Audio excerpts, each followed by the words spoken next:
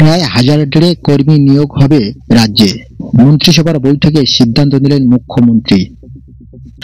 রাজ্য সরকারি চাকরিতে বড়সড় নিয়োগের খবর ঘোষণা হলো মন্ত্রিসভার বৈঠকে। সোমবার বিধানসভায় মুখ্যমন্ত্রী মমতা বন্দ্যোপাধ্যায়ের মন্ত্রিসভার বৈঠকে সিদ্ধান্ত হয়েছে প্রায় 1500 জনকে নেওয়া হবে শূন্য পদে। জানা গেছে, চুক্তিভিত্তিক ও স্থায়ী কর্মচারী দুরকম পদেই নেওয়া হবে কর্মী। এর মধ্যে বড় নিয়োগ হতে চলেছে জনস্বাস্থ্য কারিগরি দপ্তরে। 583 জন চুক্তিভিত্তিক জুনিয়র ইঞ্জিনিয়ারকে নেওয়া হবে সেখানে। কারণ পিএইচএ দপ্তরের বড় প্রকল্পে চলছে জল জীবন মিশন।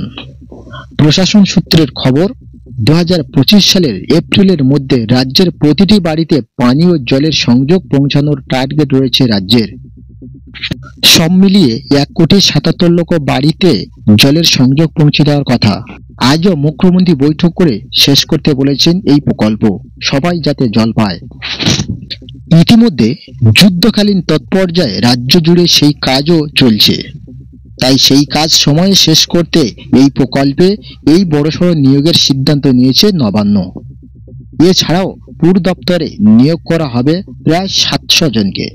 তাদের মধ্যে 64 জন পরিবেশ বন্ধু।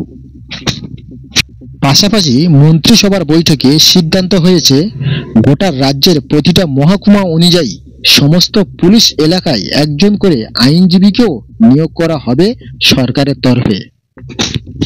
সব মিলিয়ে মোট 1445 জন কর্মী খুব শীঘ্রই নিয়োগ হবে সরকারের বিভিন্ন দপ্তরে। প্রসঙ্গত, আজ মুখ্যমন্ত্রী বিধানসভায় ছিলেন। ওয়াকফ বোর্ড এবং বাংলাদেশ নিয়ে বক্তব্য রাখেন। তারপরেই বিধানসভায় এই মন্ত্রিসভার বৈঠক করেন মমতা।